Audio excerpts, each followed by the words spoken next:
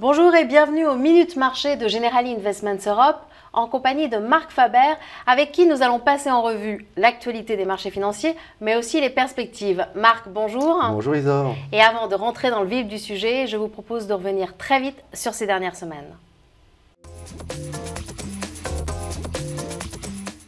Beaucoup d'évolutions en septembre dans les politiques des banques centrales. La BCE a annoncé qu'elle rachètera une partie de la dette des États qui solliciteraient une aide financière auprès du fonds de soutien.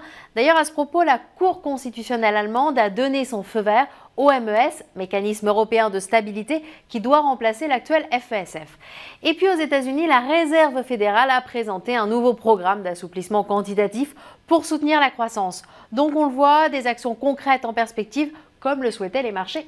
Et pourtant, sur l'ensemble du mois, le marché parisien n'a pas progressé. Alors pourquoi une telle contre-performance ?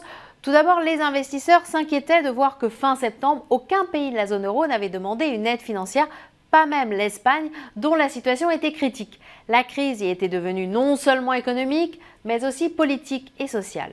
Et puis aux États-Unis, certains s'interrogeaient sur les effets des programmes d'assouplissement quantitatif. À cela s'ajoutaient les inquiétudes sur la croissance mondiale, une croissance qui semblait fragile sur la plupart des continents. Conséquence, les cours du pétrole se sont repliés au cours du mois de septembre, alors que ceux de l'or, éternelle valeur refuge, ont progressé. Donc on le voit bien, un panorama plutôt sombre. Faut-il pour autant se tenir à l'écart des marchés? Pour y répondre, retrouvons tout de suite Marc Faber. Alors Marc, le mois d'octobre est en général un mois très compliqué. Comment voyez-vous celui qui arrive? On attend toujours la décision de l'Espagne de savoir si, oui ou non, le gouvernement espagnol, M. Rajoy, va souhaiter aller à la BCE et dire qu'elle a besoin d'une aide officielle. Premier élément, donc les marchés sont un peu attentistes. Deuxième élément important, c'est que la macroéconomie en Europe n'est pas excellente, alors que l'on observe quelques améliorations aux États-Unis. Donc tout ça, ça va rendre les marchés quelque peu attentistes, surtout après le bel été que nous avons pu avoir. Alors justement, depuis le début de l'année, vous avez quand même été plutôt positif sur les marchés actions. Est-ce que vous l'êtes encore? Écoutez, franchement, nous sommes positifs sur l'évolution des marchés actions depuis plus d'un an maintenant, et nous le restons. Nous le restons, et toujours nous le restons sur la composante européenne. Pourquoi?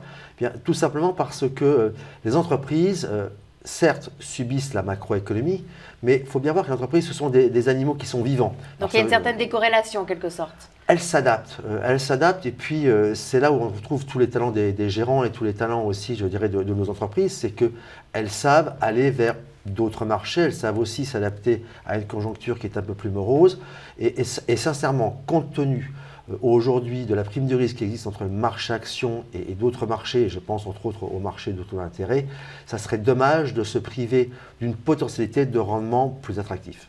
Mais alors concrètement, chez Generali Investments Europe, comment vous investissez dans les pays émergents? Alors on investit de deux manières. La première manière, c'est toujours par le biais de nos OPCVM d'actions européennes, parce que nous continuons à croire et à le dire très fort, c'est que nos entreprises européennes sont tout à fait capables d'apporter de la plus-value vers cette zone. Et puis également, nous proposons, nous investissons sur les obligations de cette zone-là, de ces pays émergents, entre autres de ces pays, de ces emprunts d'État, parce que nous pensons qu'il y a encore un rattrapage en termes de taux d'intérêt et que si l'on veut avoir du rendement attractif, cette zone nous paraît intéressante et intéressante à aborder via les emprunts d'État. Marc, merci. Merci beaucoup, Isor. Quant à vous, je vous remercie de votre attention et on se donne rendez-vous le mois prochain.